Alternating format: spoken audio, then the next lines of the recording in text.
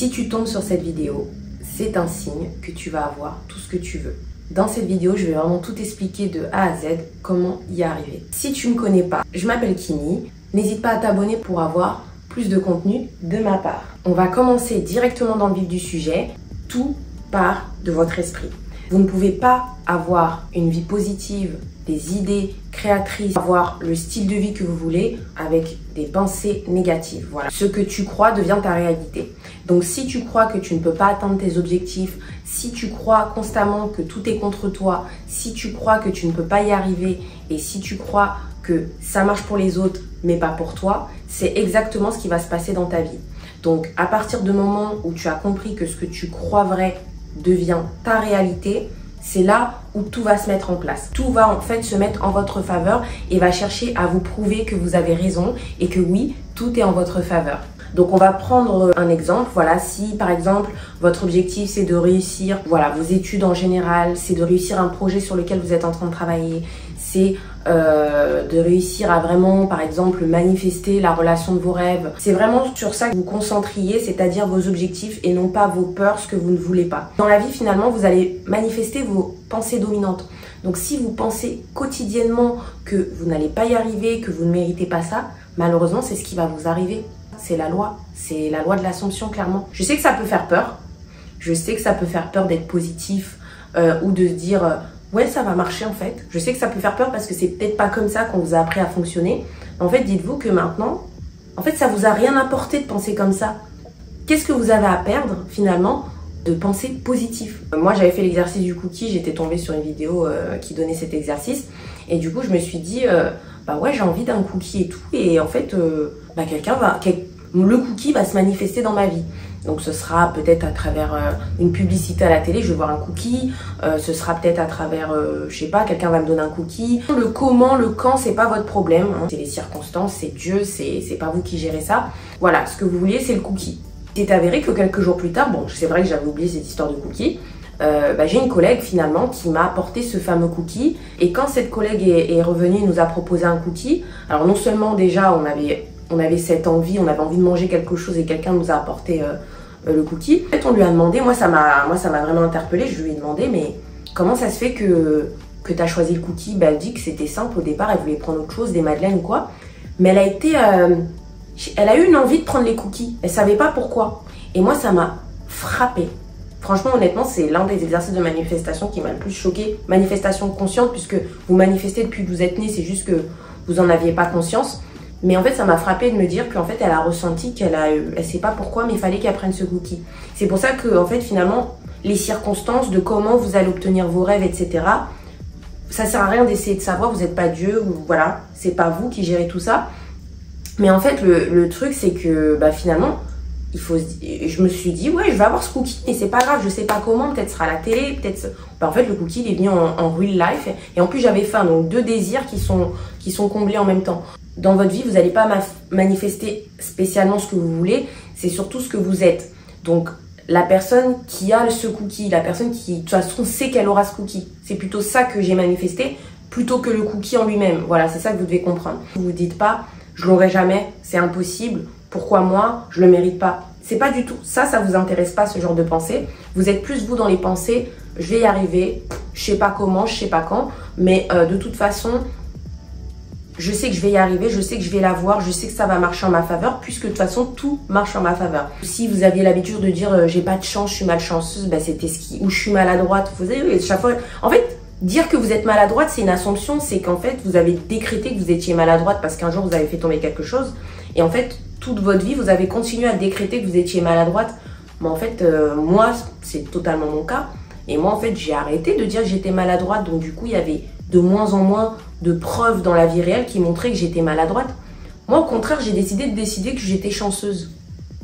Voilà, j'ai décidé que j'étais chanceuse.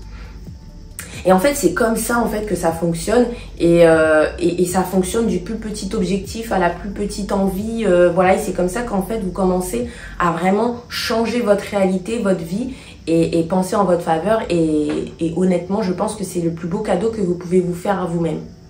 Quand vous avez par exemple un objectif, on va prendre une compétition. Vous avez une compétition d'athlétisme dans un mois, vous êtes entraîné, mais vous commencez à avoir des doutes, à vous dire est-ce que je vais pas finir dernière, etc. En fait, l'objectif, c'est de faire quoi? C'est de continuer à vous entraîner et penser en votre faveur. Voilà. Comme je vous l'ai dit, vous n'avez rien à perdre à penser que vous allez réussir. Vous n'avez rien à perdre à penser que vous allez gagner, que vous allez être dans le podium. Donc, continuez comme ça. Et maintenant, l'objectif, c'est que il y a vos pensées, mais ensuite, il y a vos actions qui suivent ces pensées positives. Parce qu'il ne suffit pas de rester sur son canapé et de dire je vais être la première. Alors, il y en a qui arrivent à manifester comme ça. Hein. Je ne vous dis pas que voilà, que c'est pas possible. Mais le mieux, c'est de vous en donner les moyens.